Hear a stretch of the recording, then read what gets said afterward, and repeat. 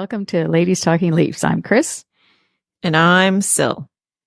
And the Leafs are down 3-1 in the series versus the Bruins as we do this show. And we'll get into that in a bit. But first, we want to tell you that BetOnline is your number one source for all sports this season, from the NHL and NBA playoff stats. And now the MLB season is going as well, and golf too. So all the latest stats, news, and scores are available to follow your favorite teams. Get the latest odds and lines, including the latest team matchups, player props, and odds on just about every sport out there. Head to the website today, betonline.ag, or use your mobile device to get in on the action. BetOnline, where the game starts. Please gamble responsibly. If you or someone you know needs support or advice, reach out to Connex Ontario or an organization near you. Place your limits and stay within it.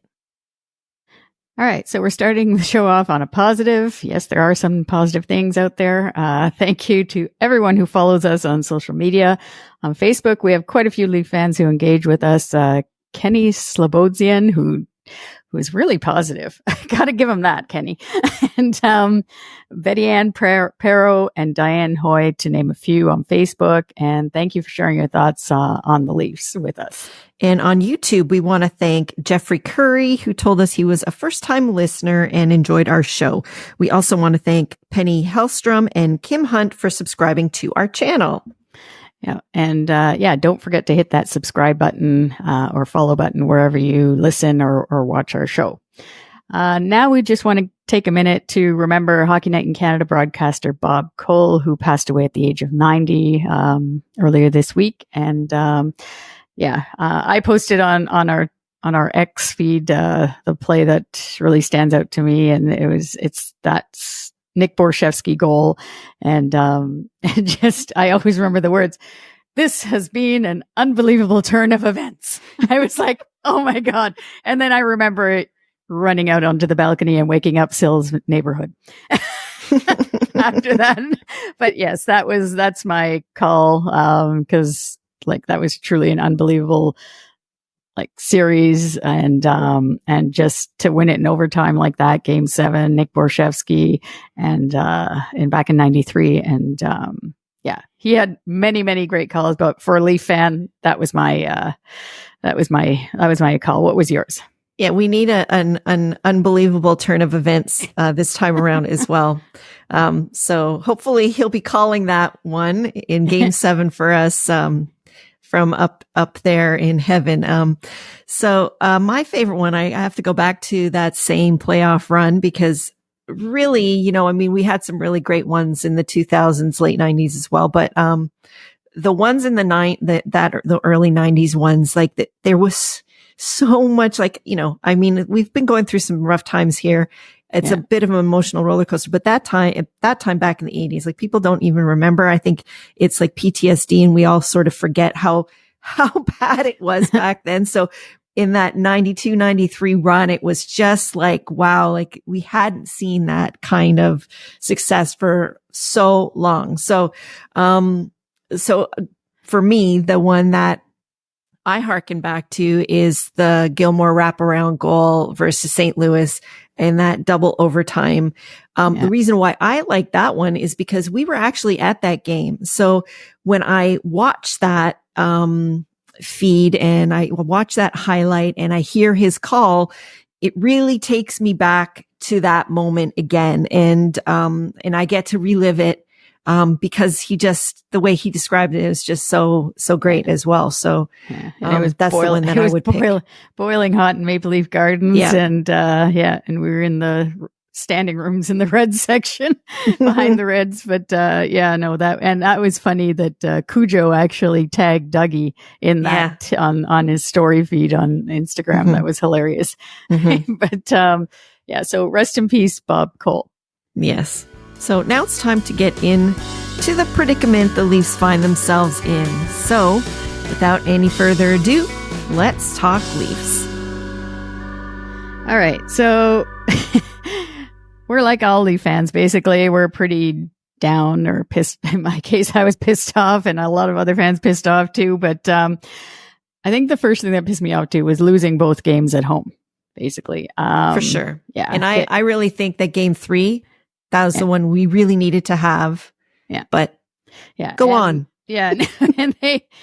And they've lost 6 straight playoff games at home now for the first time since the, I guess between 1971 and 74.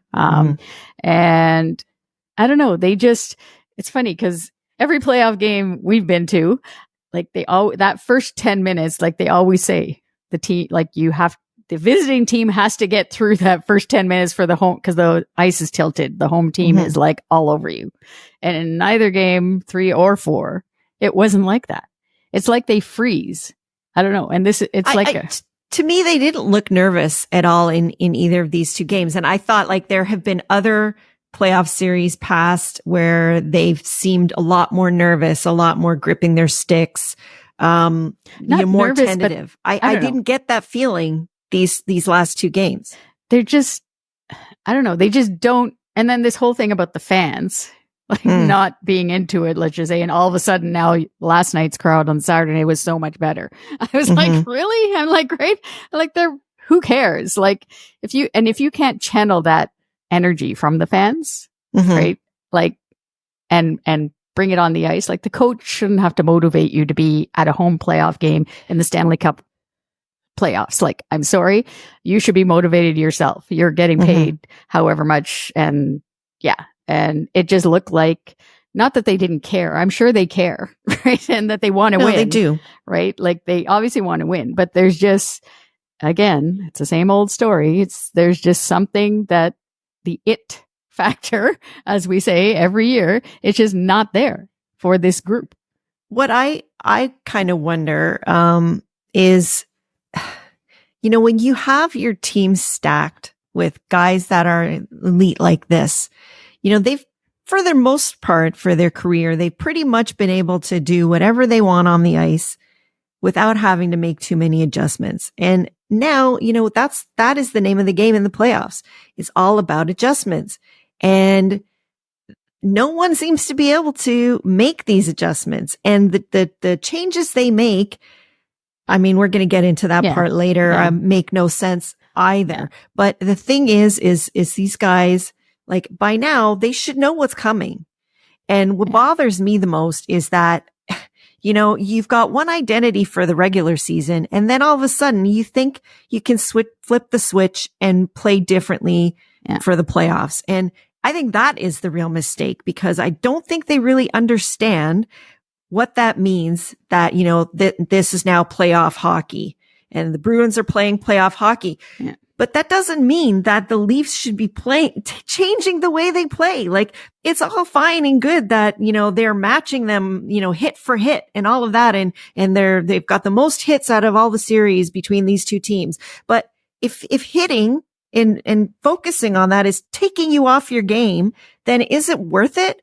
Really, what it is, what playoff hockey means is that you should be able to take those hits and not let it derail your game. You need to stick to your guns and play your game through that. Is what it means. Imposing your will and how you play the game on the other team. 100%. Yeah. And they just don't do that, or they don't know how to do that. I don't know. Yeah. Right. But going back to this home record too, like we mentioned it during the regular season too. Their regular season, they were 22-15-4 at home, because there were teams that they lost so many points because of that, because they just didn't get up for games at home for whatever reason, or not realizing that the visiting team, everybody that comes into Toronto enjoys beating the Leafs. Like, that's their Stanley Cup basically. And last season though, we were 27-8-6.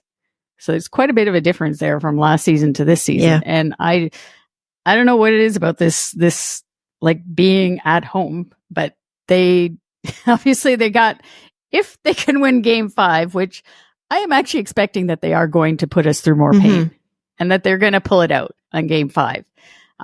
Whether it's Matthews dragging us through, like, feeling better. Personally, I think maybe in Boston, because it started, he wasn't feeling good in game 3 either. He was worse in game 3. But I'm thinking, like, you never know, somebody in Boston there may have planted something in his food. Apparently it's food poisoning.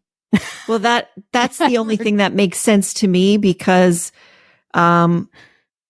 that's the only thing that would keep him out. Like if he had just had the flu or something, like I think that he must be super dehydrated because he can't keep stuff down. So he's not strong, but he's also, the dehydration is the dangerous thing. That's the thing that, if you get overly dehydrated, he can end up in the hospital. So, which I'm sure they're trying to keep up his fluids and everything with IVs and stuff, but, thankfully we have the 2 games in between both, both, games here, between the game, I guess it was game 4.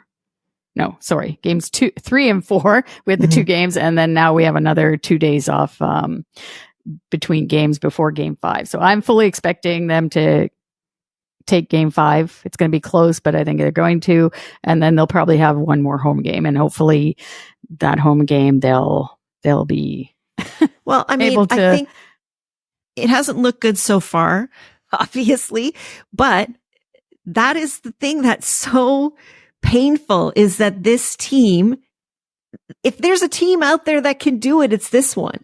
Yeah. You know what I mean? Yeah. So that's the problem. And that's what just is like a dagger in the heart, like every game.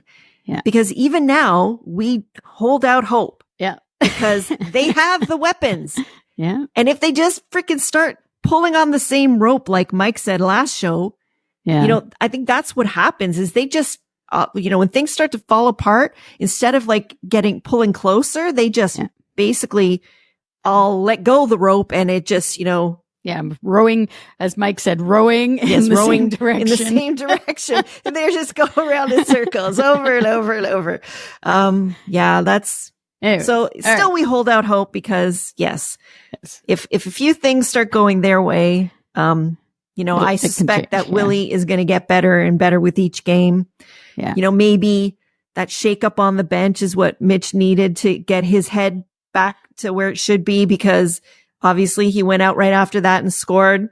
Yeah. So, but we'll talk about more about that in a bit. Yeah. Yeah. But anyway. So let's move on then, because a huge, huge part of the demise of our team so far is the special teams.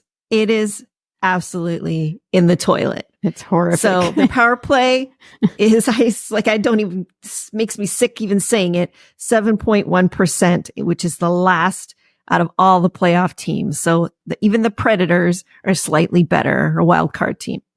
They're 1 for 20 on the power play, opportunities at home in the postseason, which is like we just said, that's a disgrace.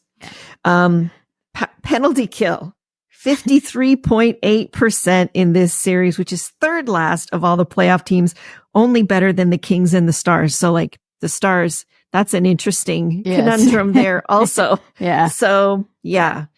I don't know. I don't know what the answer is, for this, but I really they keep trotting out the same guys. Yeah. And it's going back to the regular season. How many, we talked about it from the beginning of the season. We said it, special teams, we got to get it on track the whole season, because that's what makes the difference in the playoffs. And because that is basically how Boston has won these games. Yeah. Yeah. And all on the power play. 5 on 5, our team has been the better team. I think most people would agree with that. But on specialty teams, absolutely, that's basically been the story of this series.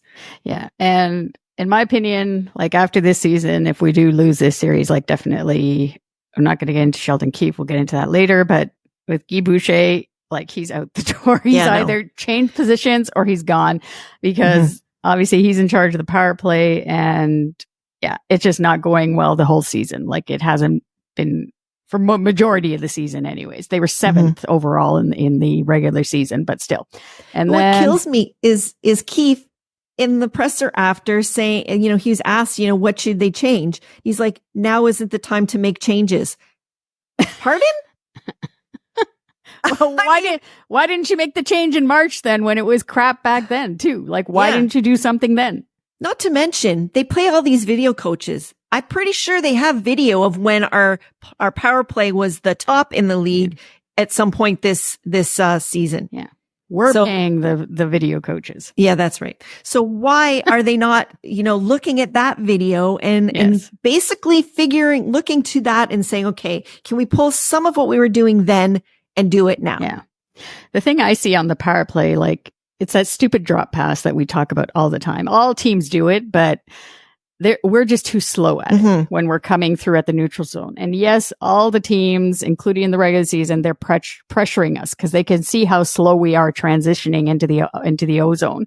And but that just means you got to move your feet a little bit faster. Move that puck faster. Like, get going. Like, what the hell are you dilly-dallying in the neutral zone? We had that stat in our show. It's just so repetitive right now in our shows that we talked about in the regular season when it came to the power play. That time in the neutral zone that we spend, we're among the highest in the league, if not the highest, is how much time to transition into the offensive zone on the power play. It's ridiculous. Yeah, and we can't break through. And the thing is when our power play was clicking, we were not doing that as much. We weren't going all the way back. We weren't spending that much time in the setup. We were actually a lot more aggressive. But this thing, when they're not comfortable, this is their fallback because that is their comfort zone. Yeah. They just feel like more time and space, whatever. But and then for the if you can't get out of your own end, then it's pointless. Yeah. And then because our PK is also crap, like, it's interesting. 5 of the past 10 cup winners had above 85% percentage on the penalty kill. And right now, like, we're the bottom. Like we said, we're 53%. Like, that's like insane. I don't think we've ever been that bad. No, I know. And where do you go from one of the best last year to like one of the worst about now? That. We talked about that too, but they like the Leafs brass, as they say, like Treliving and that, they obviously noticed that at the trade deadline. Like, they brought in Connor Dewar, Lyubushkin, and Edmondson. All of them play on the PK. So they obviously knew there was an issue then. So then they got those 3, but it's still not working. So obviously something is wrong. And then the fact that the PK is not working puts more pressure on the power play to work, and neither is working. Right. So it's just like, it's just awful. They got to fix it, but obviously they got to fix it by Tuesday night.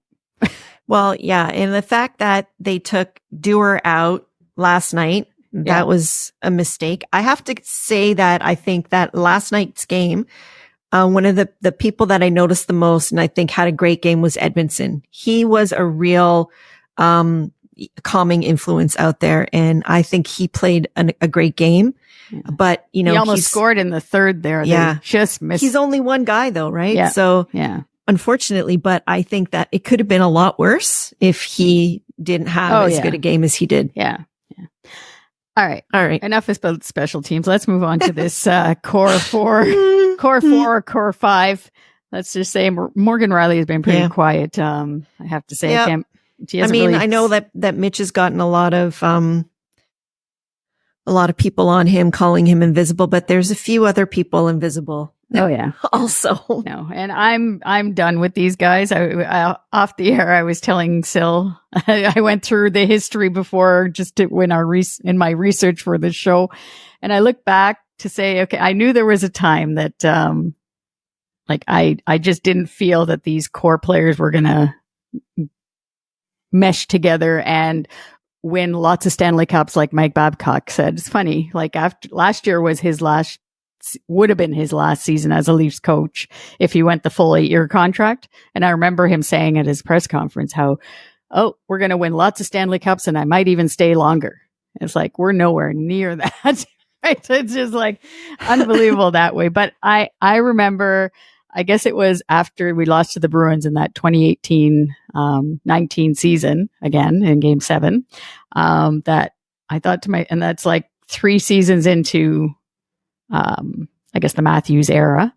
And I just didn't think it was going to happen for this group. Like, they did not have that it factor. But then Dubas came along, and I blamed Sil a little bit for this, convincing me like, Dubas came in that season. So like, just give him some time.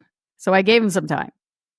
And then and then it just went on. I guess the pandemic started. A lot of this has to do with the pandemic too. like when it comes to this salary, like our cap situation and everything, with the cap not increasing, a lot of it has to do with that too. But I don't know. What did you think of that chatter on the bench with Nylander and Matthews and Marner? Well, I kind of wish that I would have seen the few seconds before they shot to Matthews there. Yes. Because we didn't see what maybe Mitch was saying. Right. Yeah. But I kind of liked it, to tell you the truth, because the thing is it's showing like it's a little bit more emotion. You can't, after something like that, trot out the whole thing of we believe in each other, all of that, when there's obviously some cracks there. Yeah. I have to say that I loved Willie's reaction. Yeah. Because he gets it. Yes. Yeah. For sure. Like whatever he said there, he's like basically saying, he's basically saying, put on your big boy pants and just play the game. Yeah. So I think that is actually good.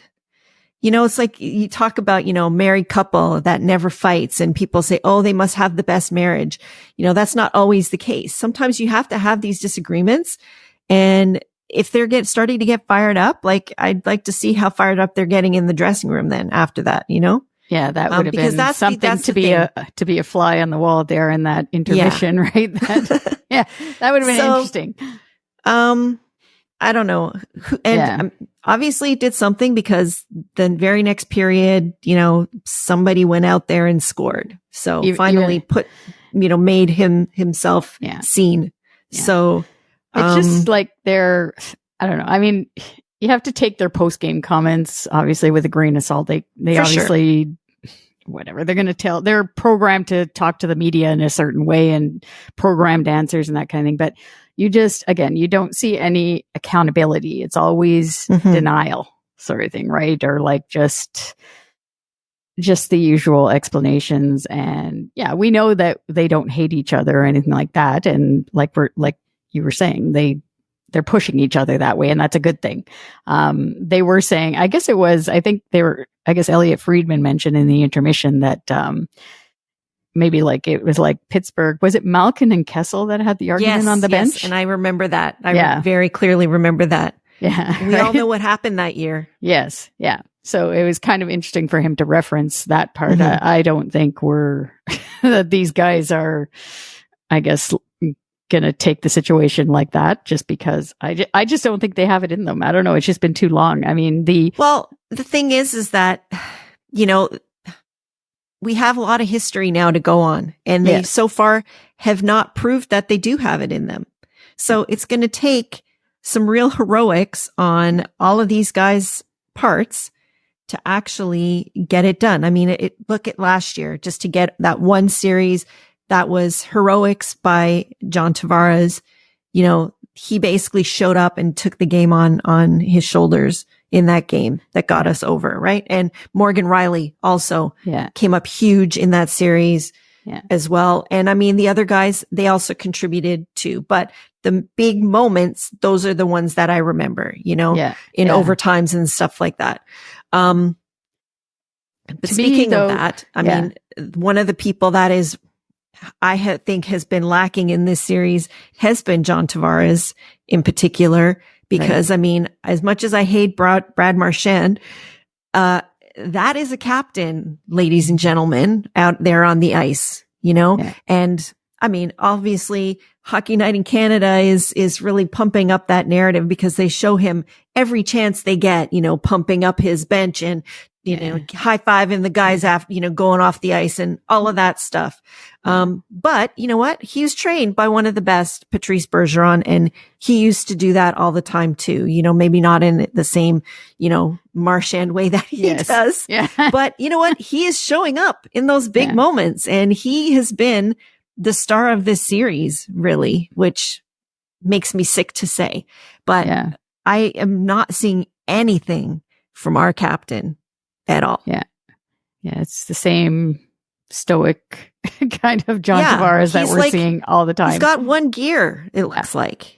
Yeah. And these are the times where you need to show emotion. Yeah. Yeah. No, I know. Because that is what we want to see that. Like, even if they lose, like, show that it's like it hurts you, like it hurts us. Yeah. You know? Yeah. Yeah, no, and like, cause all he said, that I heard his post game too, and they were asking him about the fans booing, and it's like, well, yeah, they're like, that's fine, like that's fine, like that they can boo, like we deserve that sort of thing, right? And that's it. And I was like, well, then, yeah, but then just say, it's on us. Like, say something further, like to say that we need them. We need to play better or be better or find different ways to play better for them to cheer us on, basically. Right. Like, it's just, I don't know. He just doesn't have, he's not, I don't know what we're going to do. At least we only have one between him and Marner. We have, like, they're going into their last years of their contracts. And that's where I'll just say it quickly, because we'll take this further once this season is over. But that's where I think, like, if we can, like, if they both obviously love being Maple Leafs, right? Like, it's not that they don't love being a Leaf, but if they both have, like, no movement clauses, and if they both decide that they don't want to go somewhere else and be traded in a deal, whatever that deal is, I just say make it. I don't think it's going to be Tavares because he's the captain. I think it would be Marner. But if he doesn't want to go, he wants to play his full contract out, become a UFA, then that's fine. So be it. And like, if this team needs to take a step back before it comes back again, like whether we miss the playoffs or, I don't know, maybe again lose in the first round again, let's just say next season, but lose in a different fashion, because there are different ways of losing. Like, this one is more painful, let's just say, right, that we're going through right now. And but yeah, I just think it's not so bad if this team takes a step back, and then we'll still have 2 or 3 years left of the Matthews contract and go from there, because I just don't think Mitch Marner has it, and, like, in him to be able to handle being in the spotlight here. And he's just getting rammed in the like, by fans here. He's just, it's just not good for him. And he can go on and be a star somewhere else, and he will be a star somewhere else, because he's a great player. He's just, it's not a fit here, because we need other things in our lineup, like specifically in defense and goaltending, right? Well, it's yeah, that balance, and hopefully Treliving, I mean, this is his first season, so hopefully moving forward, again, it all depends on what's the new CEO's name again? It's Keith Pelly. Yeah. Hopefully with him, you don't know what's going to happen after this, but yeah, I just think. Well, I mean, I think we are seeing that, you can have, there's other really good passers in the league, and that, Austin Matthews doesn't necessarily need the elite passing of Mitch Marner. He can do it also with somebody else who's as good a playmaker, right? Yeah. One thing, so maybe doesn't have all the same attributes, but yeah.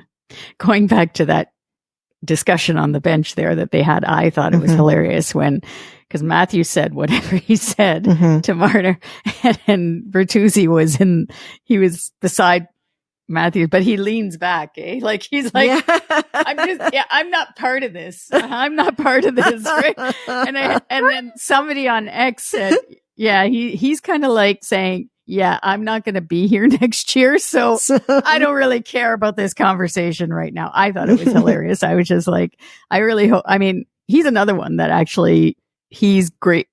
Again, he's done what, I mean, he could do a little bit better, I think. Like, for I still say that now he's a bit of a disappointment in this playoffs.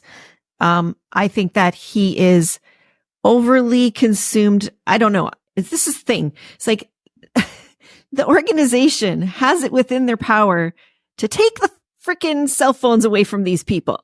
Right. Just take them away, or take them off of social media, Yeah. Put them in a bubble if you have to, because honestly, I think that from the very beginning, when Bertuzzi had that kind of ha moment with Marchand at the very first game, yeah, I think he heard it big time from all over of what a bad look that was. But now he is consumed with Marchand and his antics. And I think that is taking him off of his game.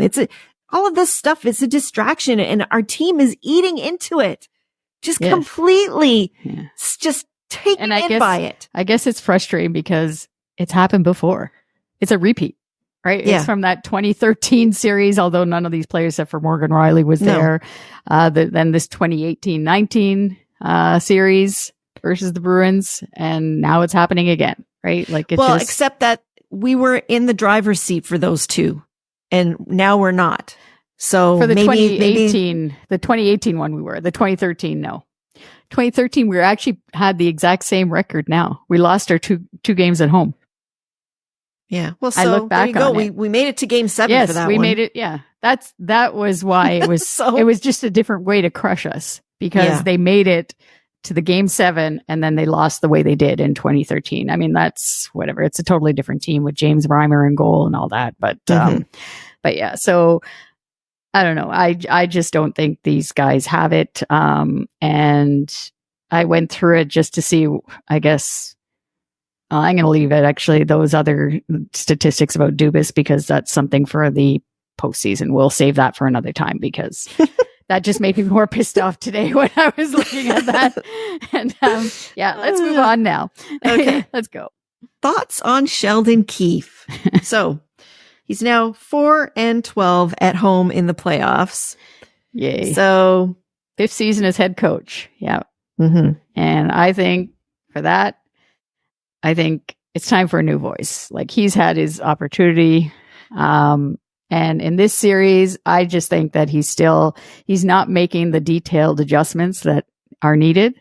Like, he's making the adjustments, like in-game adjustments, as much as like the ones that he's supposed to, that everybody knows that he should. But like, I don't know, like, you would think he needed to get Matthews away from Lindholm, let's say, right? For sure. And that was driving me crazy, that the minute he would come on, he went right over the boards. Would go off, and then it would come on. It's like, so then why are you not then short shifting him? You take him off and then put somebody else on. And then when they go off, which they're going to have to, then you put him back on. Like, he's not doing anything like that.